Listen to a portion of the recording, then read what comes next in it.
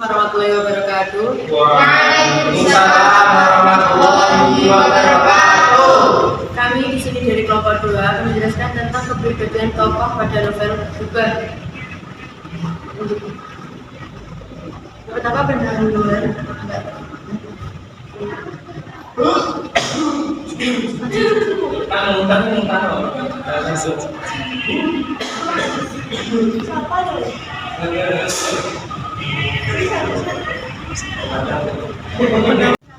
Jadi prosa itu bisa diartikan salah satu genre karya sastra yang menggambarkan suatu kejadian secara runtut, secara bebas, detail dan juga kompleks.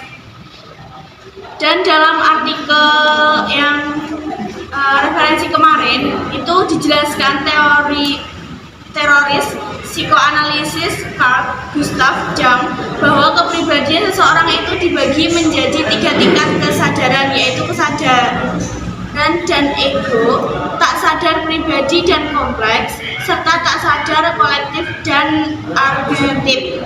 Nah, dalam tujuan penelitian ini untuk mendeskripsikan kepribadian tokoh utama dalam novel Kubah karya Ahmad Tohari berdasarkan kajian psikoanalisis Carl Gustav Jung. Nah, yang pertama itu akan disampaikan oleh Mbak Septi.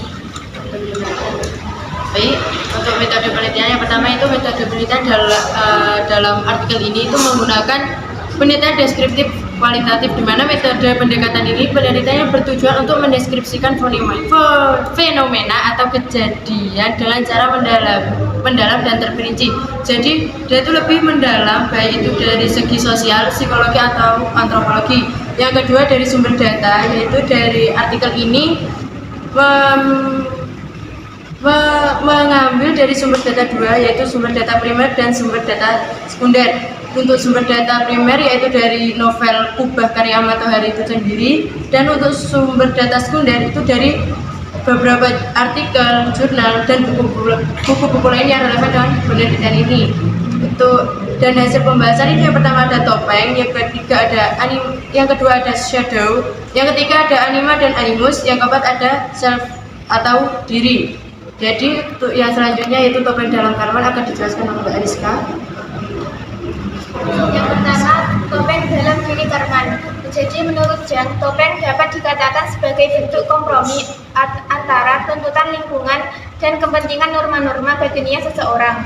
Nah, dalam topeng yang ada dalam diri Karman terlihat pada betapapun terasa pahit, Marni sepantasnya kulepaskan.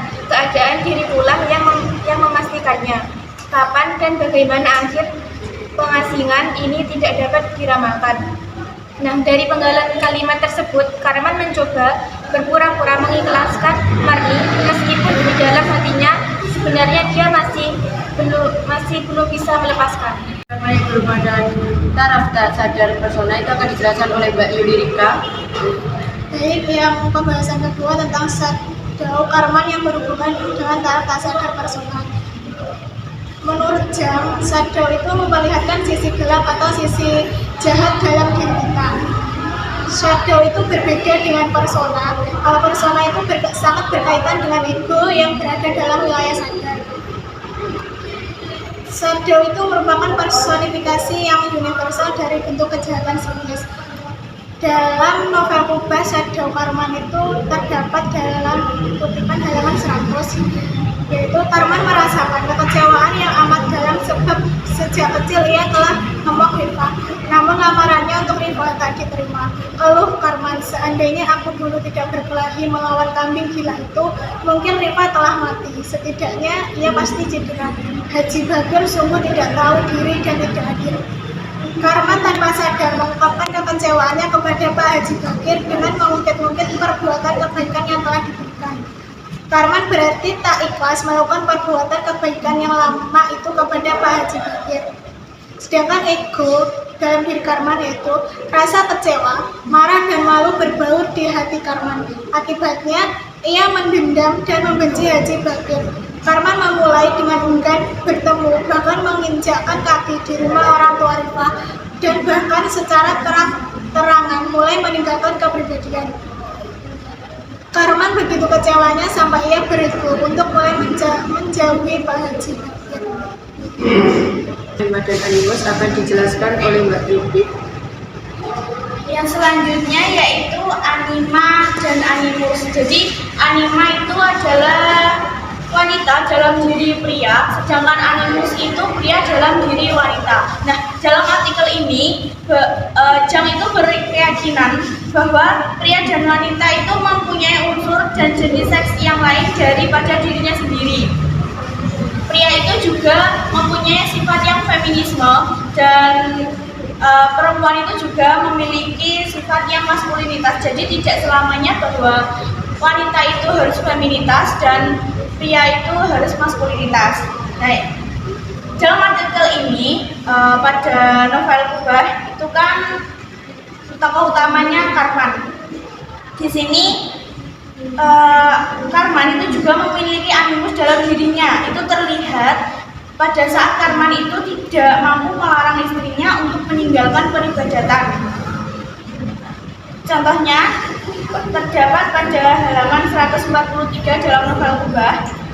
Bunyinya seperti ini, Karman tidak pernah melarang istrinya beribadah, meskipun hal yang demikian bertentangan dengan ajaran partainya. Bukan Karman juga tidak ingin mengajak istrinya ingkar, bukan. Karman tidak berani melakukannya. Dari kepribadian Marni terpancar di bawah. Seorang revolusioner muda seperti Karman ternyata mandul ketika berhadapan dengan keanggunan istrinya. Jadi dalam sepenggal cerita tersebut itu Karman itu memiliki sisi feminitas, sedangkan istrinya yang bernama Marni ini memiliki sisi sifat yang maskulinitas.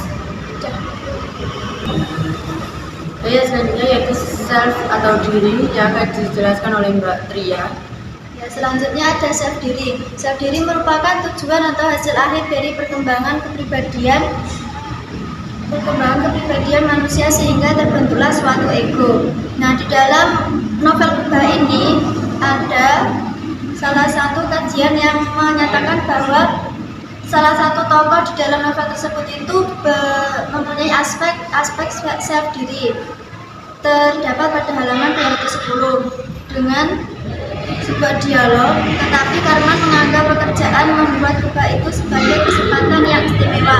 Sepeserpun ia tak mengharapkan upah, ia hanya ingin memberi jasa. Bagaimana juga sepulang dari pengasingan ia merasa ada yang hilang pada dirinya.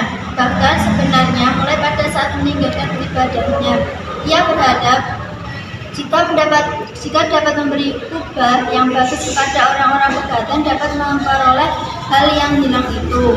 Nah, di dalam dialog tersebut itu disebutkan bahwasanya semenjak Karman sepulang dari pengasingannya terjadi perubahan dalam dirinya, sehingga dia mempunyai keinginan membuat Kubah agar nama si Karman ini dikenal lagi oleh masyarakat setempat. Mana Karman ini memiliki beberapa bagian seperti topeng, shadow, anima dan animus yang terdapat pada dirinya, sehingga Karman mengalami perubahan menuju perkembangan pribadi yang lebih baik, mencari kedamaian setelah mengalami pengalaman pengasingan. Nah, itu saja presentasi dari kelompok 2. Apabila yang ditanyakan bisa ditanyakan. Kita buka sesi satu sesi dengan 3 penanya. Baik, tidak ada yang bertanya.